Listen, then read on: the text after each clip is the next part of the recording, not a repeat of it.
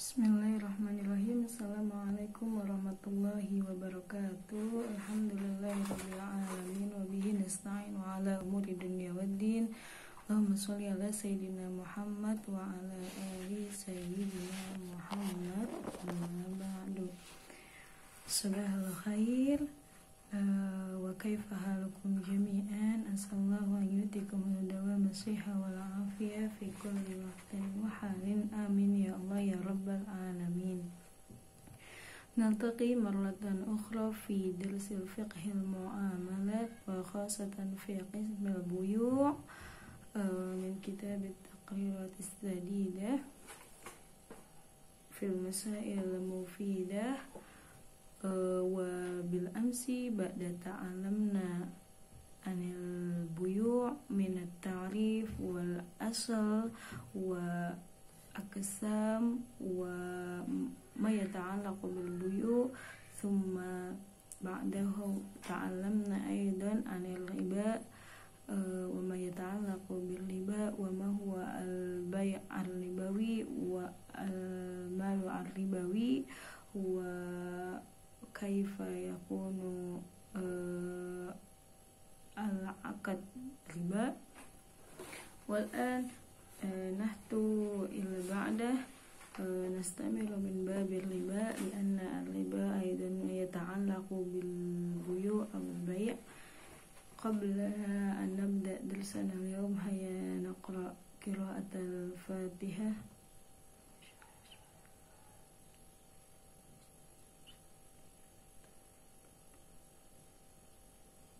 Qabla darsana hayya nabda al-basmalah. Bismillahirrahmanirrahim.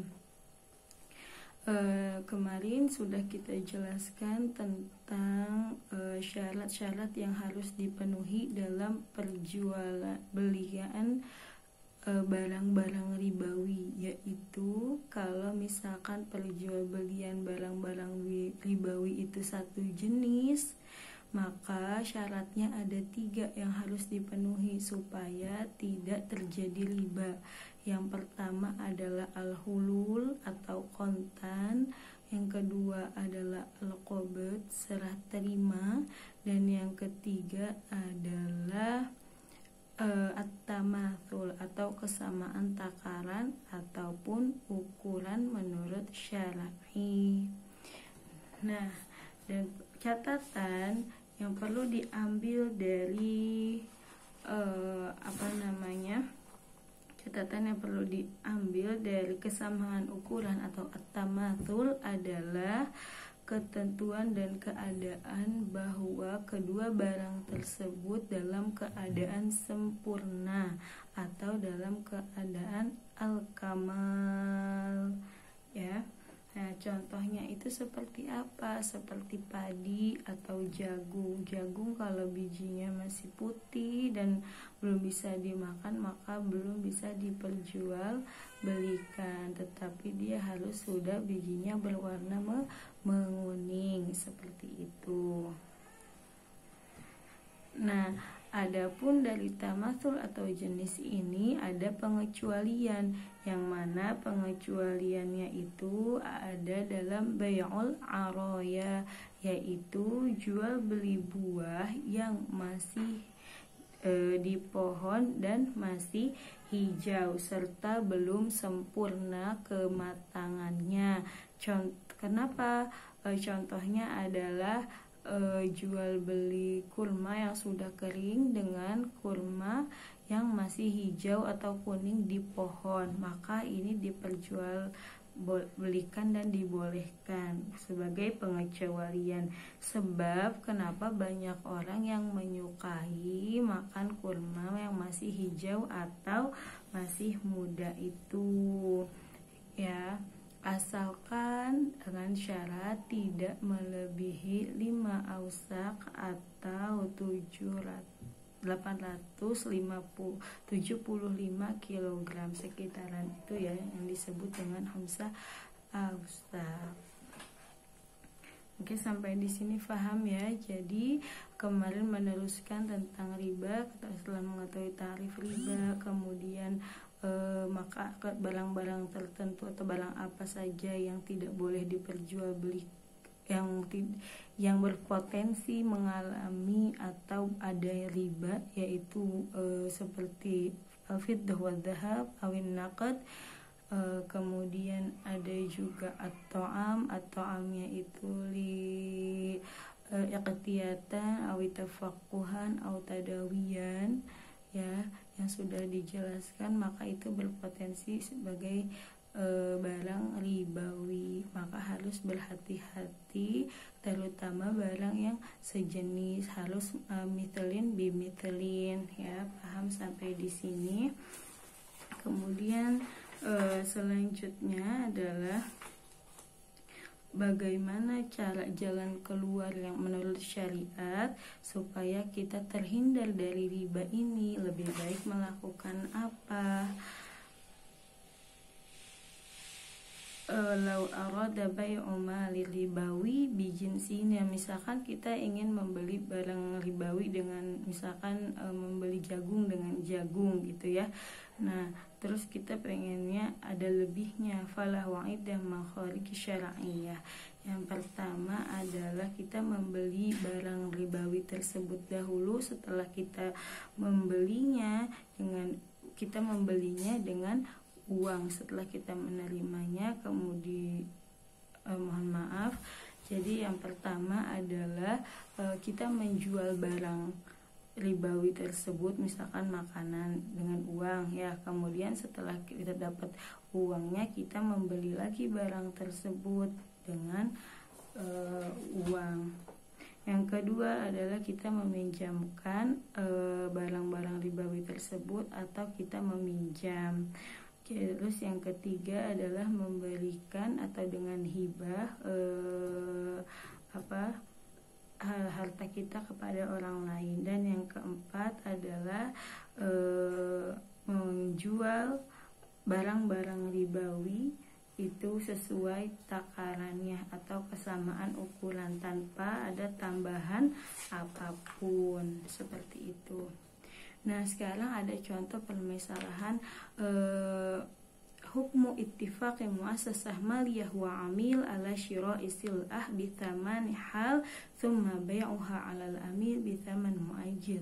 Ada permasalahan ini, bagaimana hukumnya kesepakatan bisnis antara lembaga pembiayaan atau lembaga keuangan dengan nasabahnya, yang mana misalkan lembaga keuangan atau pembiayaan ini membelikan barang tersebut dengan harga kontan, yang mana kemudian dijualkan kepada nasabahnya dengan harga kredit. Hukumnya bagaimana? Bisa difahami sampai di sini? Contohnya seperti Zaid, ya. Zaid itu adalah nasabah bank tersebut, ingin membeli barang, katakanlah dia ingin membeli mobil misalkan, ya, tetapi dia tidak mempunyai uang tersebut, ya. Maka dia mengajukan ke bank atau lembaga keuangan tersebut untuk dibelikan terlebih dahulu mobil tersebut oleh bank tersebut, ya. Contohnya harganya itu 100 juta. Jadi bank tersebut membelikan dahulu mobil, ya, yang harganya 100 juta dengan harga kontan kepada dealer mobil misalkan. Kemudian bank tersebut menjual kembali kepada Zaid atau kepada nasabah dengan harga kredit. Jadi harganya lebih tinggi, misalkan dia membeli dari lembaga keuangan membeli dari dealer mobil itu seharga 100 juta. Kemudian dijual kembali kepada Zaid atau kepada nasabah dengan harga 110 juta, ya. Misalkan kemudian karena dicicil selama 2 tahun misalkan, maka hukumnya bagaimana? Boleh atau tidak? Hukumnya adalah dibolehkan dengan syarat-syarat berikut. Yang pertama adalah antatamallakal muassasata an tatamallaq al-muassasatul masyrafiyah as-sayyarah bisyira' as-sahih laha awalan. Syarat yang pertama adalah lembaga keuangan atau lembaga pembiayaan tersebut dia harus sudah membeli barang atau mobil tersebut kepada dealer secara kontan ya, dengan pembelian yang benar. Jadi mobil itu sudah menjadi kepemilikan bank tersebut karena dia sudah membelinya dari dealer. Oke, yang kedua antaqbidu al-muassasah al-masrafiyah as-sayyarah minasyarikatil bai'ah liyahilla laha bai'uha ba'da dzalika lil 'amil. Kemudian mobil tersebut sudah diterima oleh lembaga keuangan atau lembaga pembiayaan yang membiayai mobil untuk Zaid tersebut ya, supaya sah dan bisa diserahkan kepada Zaid atau diperjualbelikan kembali ya. Kemudian yang ketiga an yashtariya Zaid as-sayyarah min al-muassasah masrufiyah ba'da qabdiha min asy-syarikatil bai'ah. Yang ketiga adalah Zaid, dengan catatan Zaid membeli mobil tersebut dari lembaga keuangan atau lembaga pembiayaan tersebut setelah mobilnya itu diterima oleh bank atau lembaga keuangan tersebut yang sudah dibeli dari dealer mobil tersebut ya, maka itu dibolehkan hukumnya. Namun tetapi jika idza akhadha Zaid minal banki qardan li ajli syira'i sayyarah aw dar ala an yusaddadahu ala aqsat ma'a ziyadah fa hadha la yajuz li'annahu riba. Kalau yang tadi tidak mengandung riba karena pertama adalah lembaga keuangan sudah membelinya, kemudian dia sudah membeli barang tersebut kemudian dijual kembali, maka itu diperbolehkan dengan kredit. Nah, tetapi jika Zaid itu mengajukan kepada bank atau lembaga keuangan itu untuk meminjam uang karena untuk membeli mobil di dealer mobil, misalkan dia meminjam uangnya 100 juta kepada bank karena harga mobilnya 100 juta, tetapi bank mensyaratkan kepada Zaid untuk mengembalikan secara kredit sebanyak 110 juta, maka itu diharamkan, tidak boleh karena mengandung unsur riba. Karena Zaid meminjam 100 juta tapi dikembalikannya 110 juta, itu tidak diperbolehkan. Seperti itu ya. Sudah selesai dari contoh permasalahan perbankan seperti tadi misalnya. Kemudian mungkin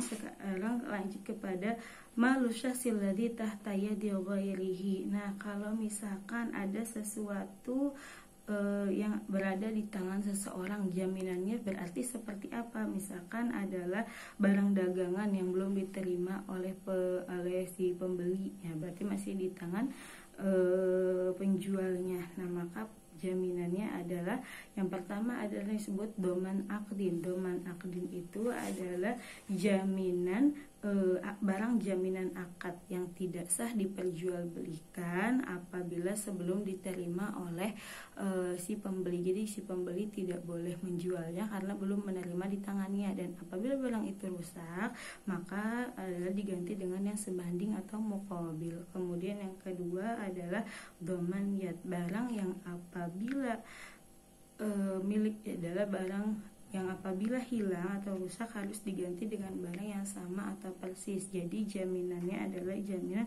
karena milik sendiri gitu ya. Jadi dia boleh diperjualbelikan meskipun belum diterima oleh sang pemilik karena domannya adalah doman yad. Paham ya? Sampai di sini. Kemudian ada juga yang ghairu madmun. Ghairu madmun itu berarti tidak ada jaminan, seperti arlohan ida kalau misalkan orang yang menggadaikan barang tapi dia sudah tidak bayar karena jatuh temponya sudah selesai kemudian tidak dibayarkan, maka pihak pegadaian berhak menjual belikan barang tersebut, boleh ditransaksikan lagi karena sudah tidak ada jaminan atau tanggung jawab. Seperti itu ya. Alhamdulillah, naktafi bihada, khodimin mimma yanfa wa la takhmin mimma la yanfa. Semoga Allah memberikan kemudahan dalam belajar dan semangatnya, dan ditunggu tugasnya malam ini ya untuk pembelajaran fikih muamalat yang ketiga ini. Dan jangan lupa selalu berdoa dan selalu berusaha dan berikhtiar. Semoga Allah memberikan kita semua kemudahan, amin ya rabbal alamin. Naktafi bihada, jazakumullah ahsanal jaza ala lihtimam wa ala al-fursah. Syukran. Assalamualaikum warahmatullahi wabarakatuh.